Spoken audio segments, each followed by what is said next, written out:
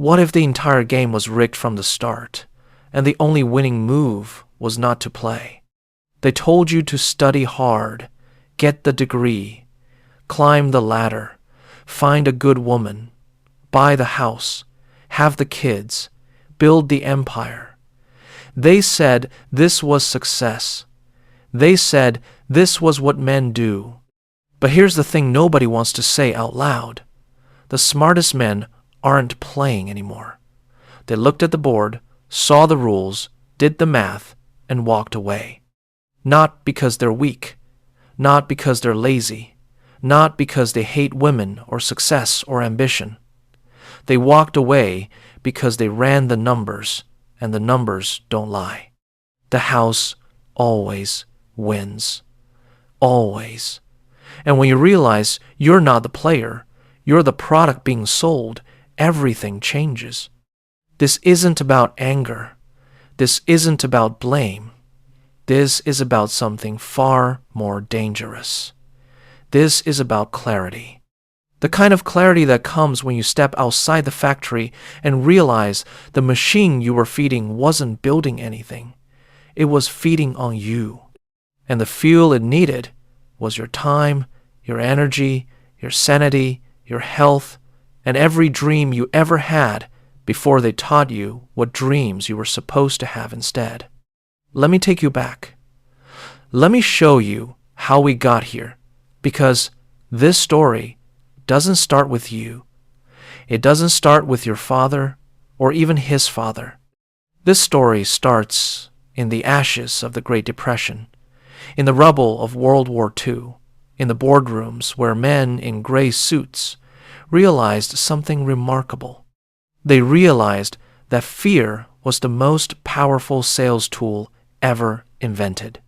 And the fear of not being enough, of not having enough, of not doing enough, that fear could be bottled, branded, and sold back to you for the rest of your life. Picture 1929. The market collapses. Fortunes evaporate overnight. Men who wore silk ties on Monday are selling apples on street corners by Friday. The American dream doesn't just crack. It shatters into a million pieces, and for a decade, people are just trying to survive. Then comes the war. 1941, Pearl Harbor. Suddenly, every factory is a war factory. Every man is either overseas or building the tanks and planes to keep them alive. Women flood into the workforce because there's nobody else left. Rosie the Riveter isn't a feminist statement. She's a labor necessity. And here's what happened next. Here's the part they don't teach in school. The war ends. 1945. The boys come home. And the men who run the country, the industrialists, the bankers, the policymakers, they have a problem. A massive problem. The entire economy has been reconfigured for total war production. You've got factories that can build 10,000 bombers. You've got supply chains that can move armies across oceans. You've got a population that's been rationing butter and sugar for 4 years, saving every penny, planting victory gardens, living lean, and now, peacetime. What do you do with all that capacity? How do you keep the machine running when nobody's shooting at each other anymore? The answer was brilliant. Diabolical, but brilliant. You convince people that the war isn't over. Not the shooting war, the economic war. The war for status, the war for security. The war to prove you're a man, you're successful, you're worthy. You take that factory that built bombers and you retool it to build cars, refrigerators, washing machines, televisions, lawnmowers. You take that iron discipline of wartime savings and you flip it. You make spending patriotic. You make consumption the new victory. And you make debt the weapon that keeps everyone in line. They called it the American Dream, but it was a product launch, the greatest marketing campaign in human history. The blueprint was simple. You get married young. You buy a house in the suburbs. You finance it over 30 years. You buy a car. You finance that too. You fill the house with appliances, gadgets, furniture, all the things that prove you've made it.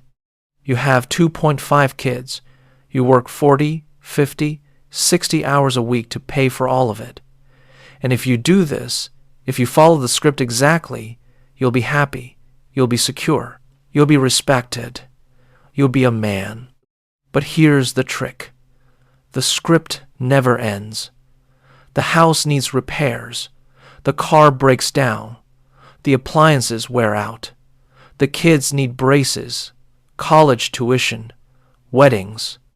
There's always another bill, another payment, another reason you can't quit, another reason you have to show up Monday morning even when your body is screaming at you to stop. The treadmill doesn't have an off switch.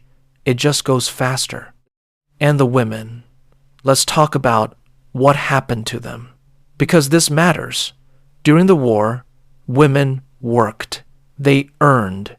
They had independence, purpose, economic power. Then the men came home, and the message was clear. Go back to the house. Go back to the kitchen. Your job now is to consume. Your job is to want things, new drapes, new dishes, a better vacuum cleaner, a bigger television. The advertisers figured out that women made 80% of household purchasing decisions, so they aimed every billboard, every magazine ad, every television commercial directly at her. They made her the engine of consumption, and they made her dissatisfaction the fuel. Think about what that does to a marriage. She's told her worth comes from her home, her appearance, her ability to keep up with the neighbors. He's told his worth comes from his paycheck, his title, his ability to provide all the things she's being taught to want. They're both trapped in roles that nobody actually wrote down, but everyone enforces. And the moment one of them questions it, the moment one of them says, "This doesn't feel right," the system has an answer ready. You're broken. You're selfish. You're not trying hard enough. Get back in line. The 1950s were the laboratory, the testing ground.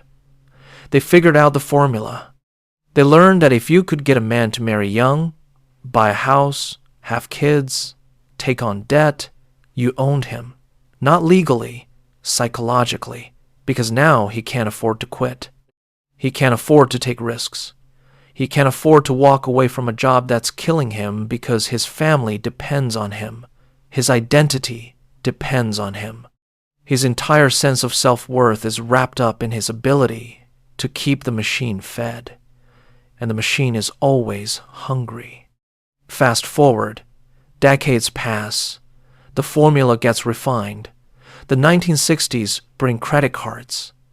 Now you don't even need to save for things. You can have it now, pay later. The 1970s bring stagflation, economic chaos, the death of the single-income household. Now both parents work. The 1980s bring the worship of wealth. Greed is good. Bigger is better. The house gets bigger. The car gets fancier. The debt gets deeper. The 90s bring the internet, the dot-com bubble, the illusion that everyone can get rich quick if they just hustle hard enough.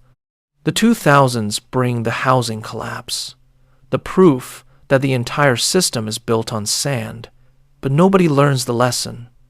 They just bail out the banks and tell you to get back to work. And now, today, right now, the game is the same, but the stakes are higher. The house costs 6 times what it did for your grandfather, but your salary hasn't kept pace. The degree costs 10 times more, but it doesn't guarantee anything. The cost of raising a kid has skyrocketed. Healthcare is a ransom note. Retirement is a fantasy for most people under 40.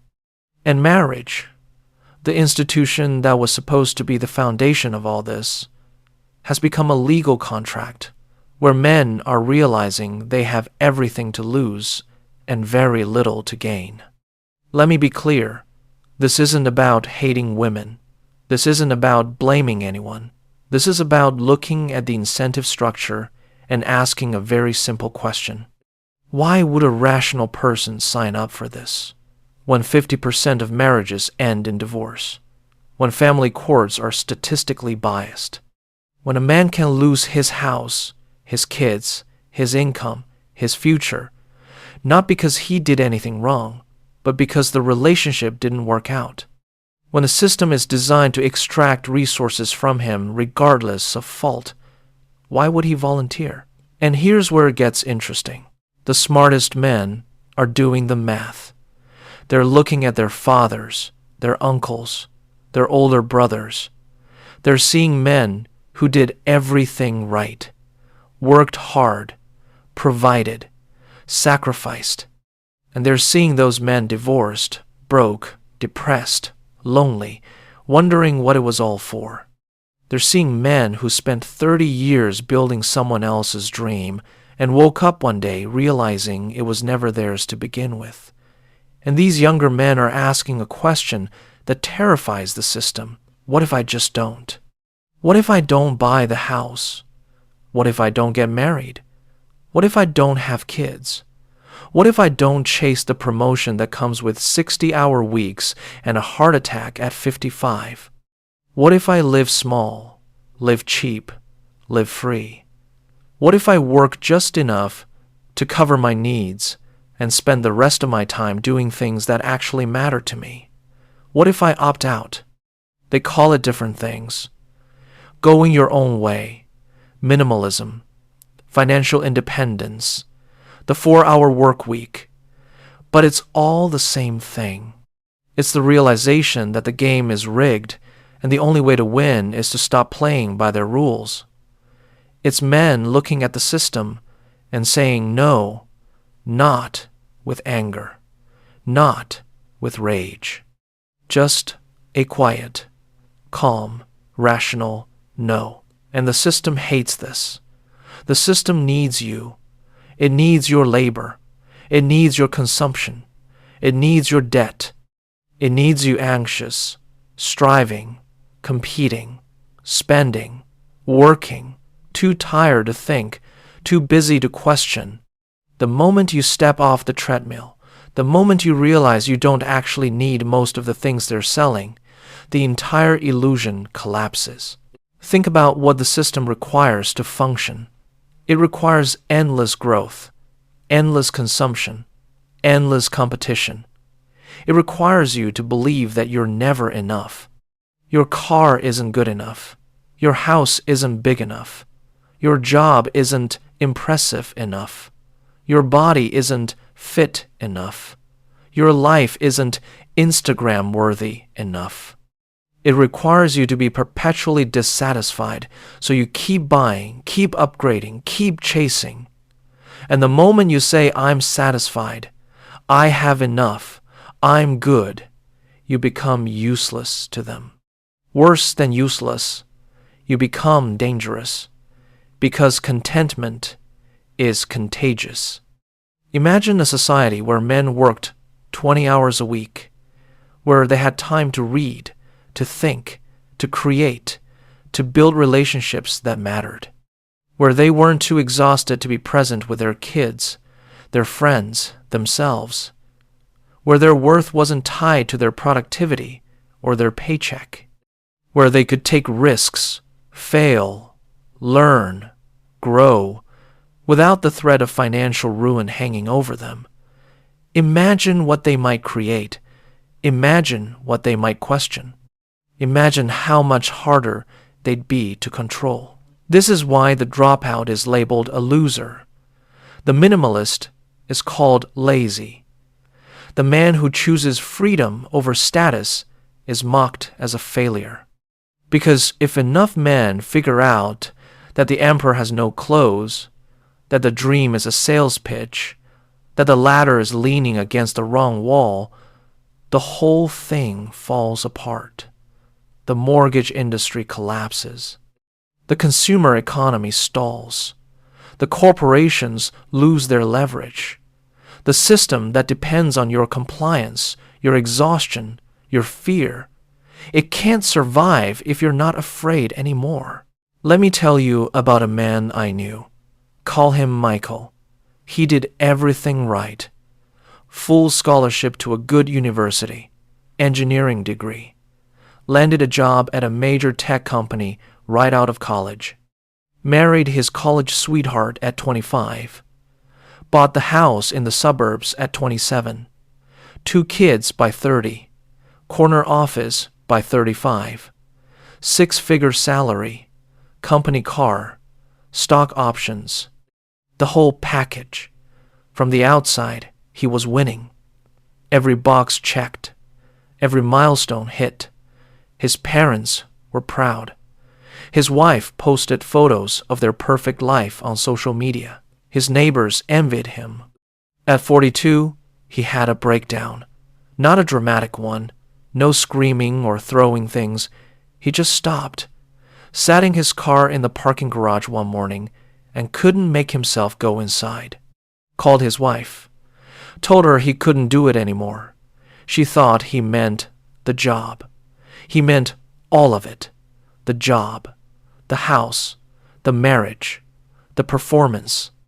He'd been running for 20 years, and he finally looked up and realized he had no idea where he was going or why. The finish line kept moving.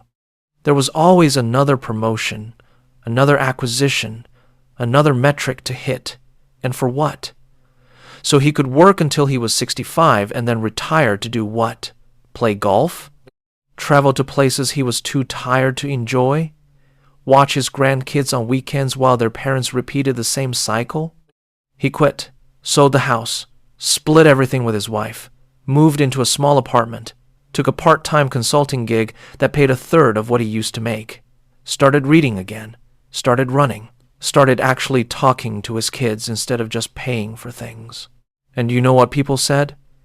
They said he was having a midlife crisis. They said he was selfish. They said he abandoned his responsibilities. Because the system doesn't have a category for a man who walks away while he's ahead. It only understands breakdown or failure. It can't comprehend choice. This is the pattern. The system creates a script so airtight, so reinforced by every institution, every authority figure, every piece of media, that deviating from it looks like insanity. You're supposed to want the things they tell you to want.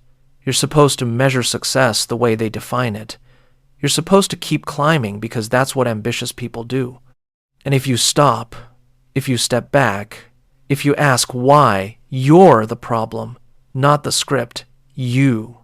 But here's what they don't tell you. That script was written by people who profit from your obedience.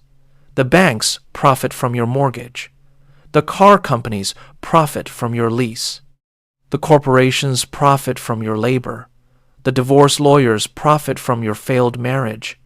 The pharmaceutical companies profit from your stress and anxiety and depression. The entire economy is built on your participation in a game that's designed to extract everything from you and give back just enough to keep you playing. And the really insidious part? They convinced you it was your idea. You wanted the house. You wanted the car. You wanted the promotion. They just showed you the billboard. They just ran the commercial. They just created the culture where not having those things made you a loser. You made the choice. See? It's your fault if you're unhappy. You should have wanted it more. You should have worked harder. You should have been better. The system is fine. You're the defective part. This is how you control a population without visible chains. You make them believe their chains are choices. You make them believe their prison is freedom. You give them just enough autonomy to feel like they're in control, while every major decision they make follows a predetermined path. School, college, job, marriage, house, kids, retire, die. Variations exist, but the structure is the same.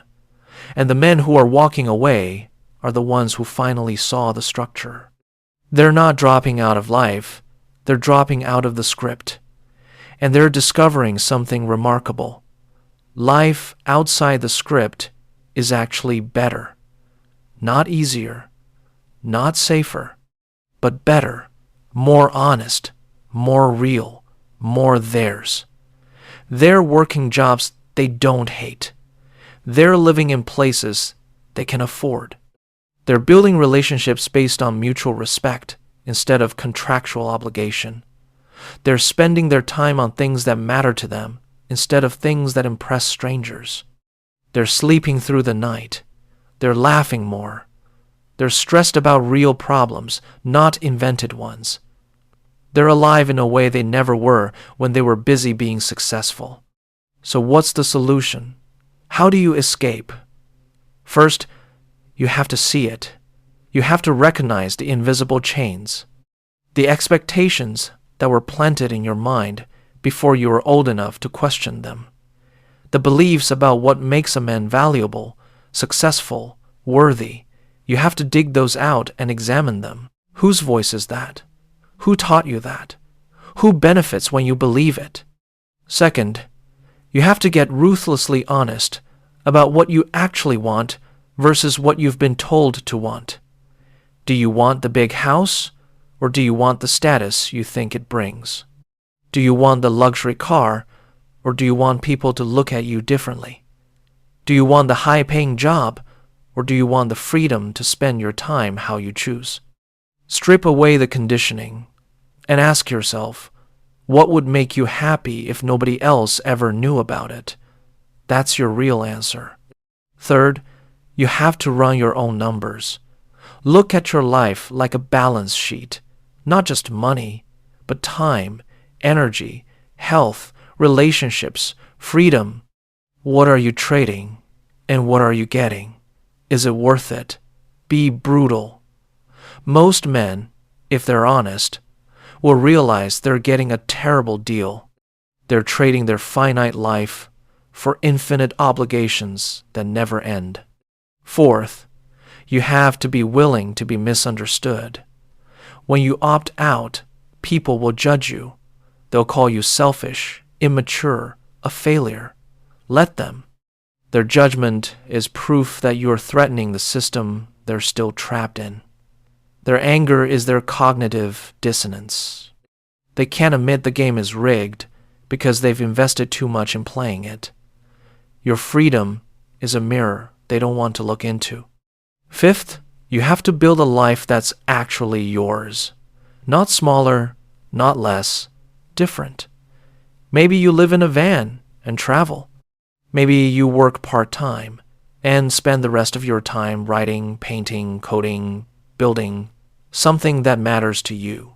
Maybe you live in a small apartment in a cheap city and have enough savings to tell any boss to shove it if they cross a line. Maybe you never get married, but you have deep friendships and meaningful connections. Maybe you do get married, but you do it on your terms, with someone who sees you as a partner, not a provider. There's no template. That's the point. You write your own script. The men who are walking away aren't giving up. They're waking up. They're refusing to sacrifice their lives on an altar built by people who will never know their names. They're choosing sovereignty over security, meaning over money, time, over status. And they're discovering something the system doesn't want you to know. You don't need nearly as much as they told you. You don't need the house, the car, the stuff. You need purpose. You need autonomy. You need to feel like your life is yours. And you can have that right now, today, if you're willing to let go of the lie. This is the secret they've been hiding. Freedom isn't expensive. It's cheap. What's expensive is trying to look free while staying trapped. What's expensive is the mortgage, the car payment, the lifestyle you can't afford that you're maintaining to impress people you don't even like. What's expensive is spending 40 years doing work you hate to buy things you don't need to fill a void that consumption can never touch. Freedom is living below your means, keeping your overhead low, and protecting your time like it's the only currency that actually matters. Because it is. The smartest men are walking away because they did something dangerous. They asked, "What happens if I say no?" And the answer was, "Nothing. Nothing bad happens. The sky doesn't fall. The world doesn't end. They just get their life back. They get their time back. They get their sanity back. They stop running on the hamster wheel, and they realize the cage door was never locked. They were just taught not to look for it." So here's the question you have to ask yourself. Not tomorrow, not someday, right now. Are you living your life or someone else's blueprint? Are you building your dream or funding theirs? And if the answer makes you uncomfortable, good. Discomfort is the crack where the light gets in. That splinter in your mind that tells you something is wrong. That's not weakness. That's clarity trying to break through. Listen to it. Follow it. See where it leads. Because the men who are walking away aren't lost. They're the only ones who know where they're going. And maybe, just maybe, they're the only ones who were ever truly free.